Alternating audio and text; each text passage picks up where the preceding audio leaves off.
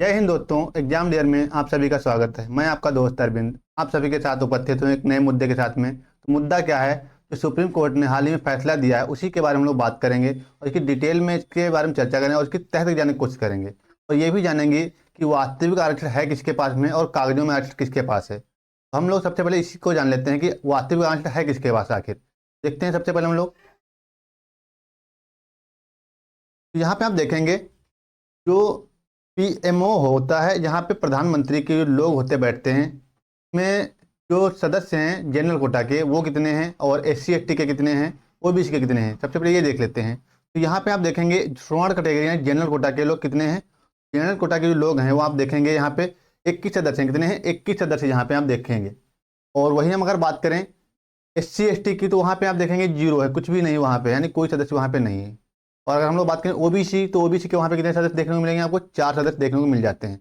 कितने मिल जाते हैं? 4 सदस्य। हम लोग बात कर लेते हैं गृह मंत्रालय की, तो गृह मंत्रालय में जो जनरल कोटा के लोग हैं वो कितने हैं? 38 लोग वहाँ पे देखने को मिलते हैं। 38 लोग देखने को मिल जाएंगे। ओबीसी की अगर बात करें तो ओबीसी के वहाँ पे 2 सदस्य देखने को मिल जाएंगे।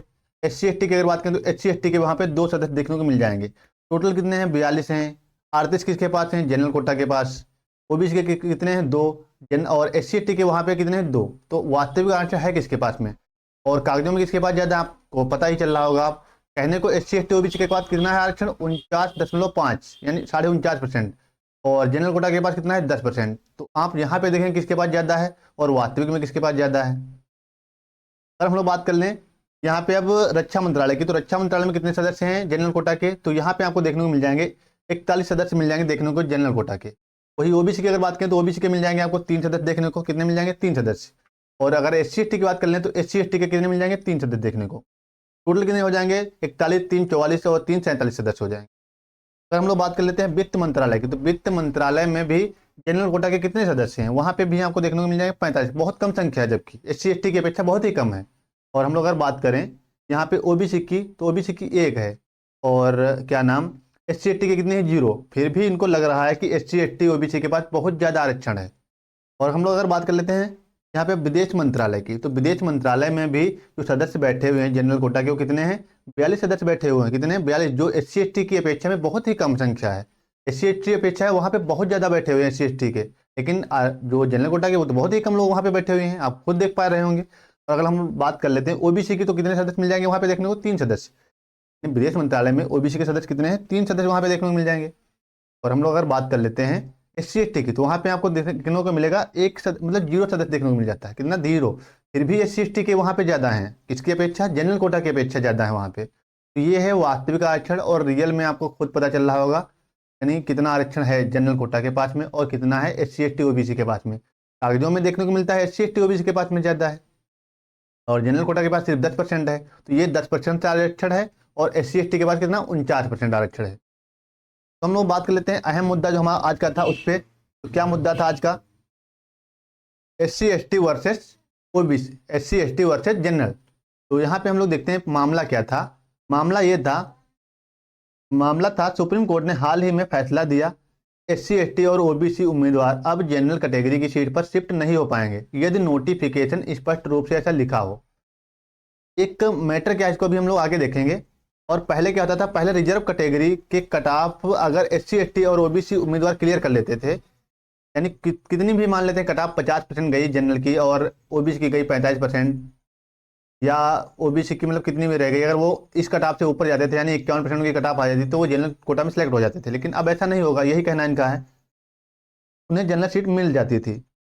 तो हम लोग इस पर अब डिटेल से बात करने वाले हैं। तो चलते हैं आगे, देखते हैं क्या है। यहाँ पे आप देखेंगे मामला क्या था आखिर। तो मामला ही देख लेते क्या था। रेलवे प्रोटेक्शन फोर्स आरपीएफ, आप सभी को पता ही होगा वैकेंसी क्या होती है। तो असम राइफल्स की वैकेंसी आई थी, इसमें एक ओबीसी कैंडिडेट थे जिन्होंने एक पेपर क्वालिफाई भी किया था। उस समय एससी की कट ऑफ और ओबीसी की कट ऑफ, जनरल की कट ऑफ अलग अलग गई थी। तो जब मान देख लेते हैं यहाँ पे जनरल की कट ऑफ क्या गई थी।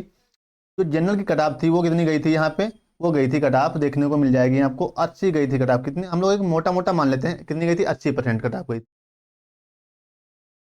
और वही ओबीसी की कट ऑफ कितनी गई थी? तो ओबीसी की कट ऑफ गई थी 82 गई थी। कितनी? 82 कट ऑफ गई थी।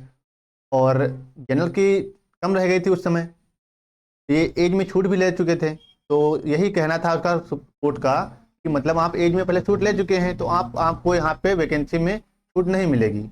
यही मैटर था।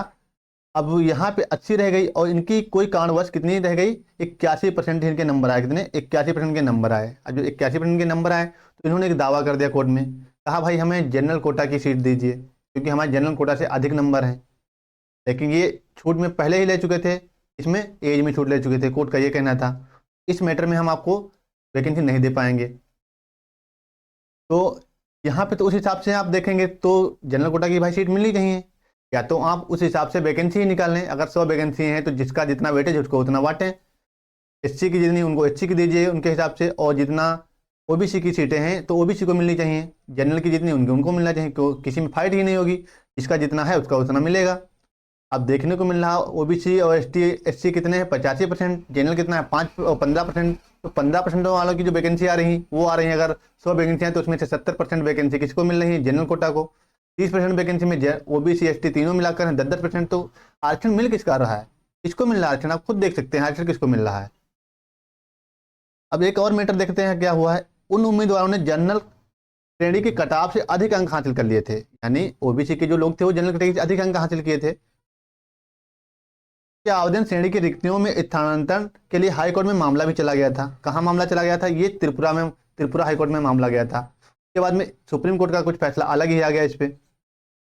हाई कोर्ट ने स्टैंडिंग ऑर्डर नंबर 78 के आधार पर कहा कि यदि आरक्षित उम्मीदवार जनरल कटाव से ऊपर अनारक्षित पदों पर नियुक्त किए जाएं, तो ये तो कहा गया। सुप्रीम कोर्ट का फैसला क्या है वो देख लेते हैं। तो सुप्रीम कोर्ट का फैसला हमने देख ही चुके पहले हैं कि मतलब आप पहले छूट ले चुके हैं, या आप पहले छूट ले चुके हैं किसी चीज़ में, शारीरिक आर्थिक मापदंडों में, तो आप इसके भागीदार नहीं होंगे।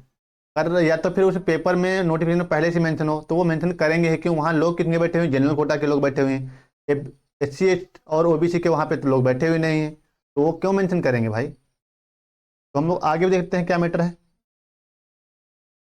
आगे देख लेते हैं सुप्रीम कोर्ट का फैसला क्या हुआ। सुप्रीम कोर्ट ने इसे रद्द कर दिया। यह कहा कि केवल यह नहीं कि कोई उम्मीदवार जनरल कटाव से ऊपर हो। का कहना यह है कि मतलब आप कटाव कितनी भी क्वालिफाई कर लें, जनरल की 50% गई, आपके नंबर 80% आप कटाव ला रहे हैं, फिर भी आप जनरल की सीट नहीं पाएंगे। क्यों कि आपने अगर एज में छूट ले रखी हो, या आप शारीरिक मापदंड में छूट ले रखी हो, या आप फीस में डिस्काउंट लिया हो, तो इस मैटर पे आपको वहाँ पे सीट नहीं मिलेगी। ये मैटर है किसका, सुप्रीम कोर्ट का है फैसला।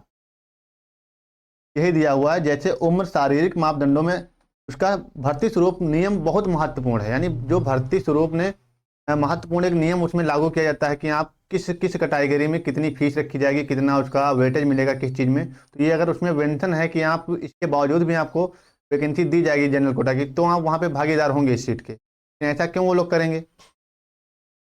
हम दूसरे शब्दों में बात करें तो दूसरा शब्द में उम्मीदवारों का जनरल पोस्ट में माइग्रेशन तभी संभव है जब नियम ऐसा अनुमति दे और राहत का स्वरूप ऐसा ना हो कि वह जनरल उम्मीदवार के समान तरीके से अंगीकृत हो।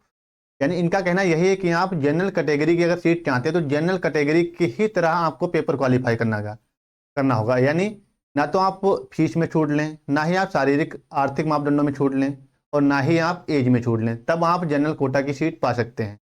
आप अगर ओबीसी में हैं या एससी एसटी में हैं तो आप फार्म में आप कैटेगरी कौन सी चूज करेंगे, एससी एसटी ओबीसी, ना कि जनरल वहाँ पे चूज करेंगे। तो ये इनका मैटर है। तो अब आपका आरक्षण बचा कहाँ भाई, अब तो आरक्षण आपका समाप्त ही है कुल मिला के कह सकते हैं। ये तो हम पहले ही देख चुके हैं। तो मिलते हैं किसी नेक्स्ट वीडियो पे।